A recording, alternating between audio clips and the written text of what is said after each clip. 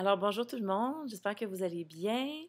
Alors, j'étais très contente de vous voir lundi, puis ça a quand même donné une petite idée de vous faire une capsule aujourd'hui sur le travail d'équipe. Parce qu'en effet, j'avais vu que dans vos propositions de projet, vous aviez parlé souvent de travaux d'équipe. Puis, avant de faire la capsule, je voulais voir un peu comment vous alliez appliquer ça. Puis, je pense que j'ai eu ce que je voulais voir. Donc, je voulais faire une petite capsule sur le travail d'équipe.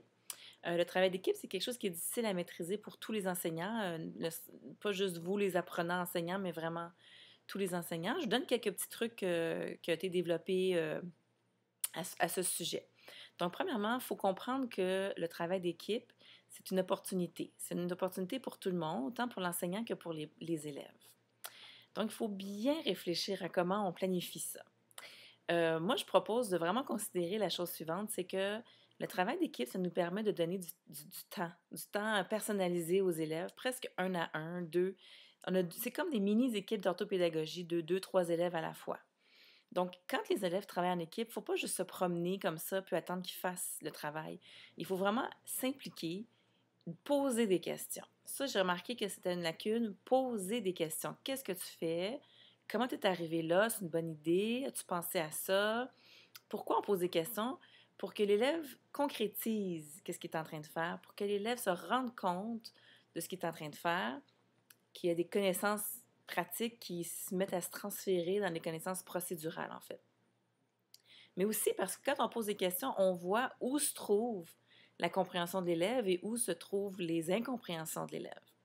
Et quand on trouve ces petits moments-là où l'élève a de la difficulté à expliquer qu'est-ce qu'il est en train de faire ou pourquoi il le fait, c'est juste dans une intuition, à ce moment-là, on est en plein dans une zone proximale de développement selon Vygotsky, c'est-à-dire une zone où l'élève a besoin juste d'une petite intervention pour qu'il puisse passer à l'étape d'après. En d'autres mots, c'est aussi une façon de voir si des conceptions naïves ou inattendues qui surgissent. Mais en psycho, en adaptation scolaire, nous, on essaie de voir ces moments-là comme des zones proximales de développement. Donc, le petit moment où l'élève passe à l'étape suivante dans sa compréhension, dans l'étape suivante dans son apprentissage. Donc, c'est important de surveiller ça. Donc, le travail d'équipe, c'est un moment de donner de l'autopédagogie, de donner du temps one-on-one avec les étudiants. C'est une façon aussi, en posant des questions, de voir qu'est-ce qu'ils comprennent, qu'est-ce qu'ils ne comprennent pas. De mobiliser tout le monde aussi dans l'explication. On ne demande pas juste à un jeune de répondre. On demande à tout le monde. Puis toi, qu'est-ce que tu en penses? Puis toi, qu'est-ce que tu en penses? Puis dans la façon qu'on le fait, c'est que souvent, on donne des rôles aux élèves. On ne le fait pas juste les mettre en équipe comme ça. On leur donne des rôles. Il y en a un qui écrit, il y en a qui dit, il y en a qui manipule.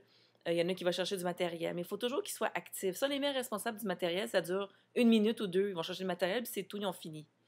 Donc, vraiment, leur rôle doit être fait pendant toute la période de temps. Chacun doit avoir quelque chose à faire tout le temps, surtout en TC.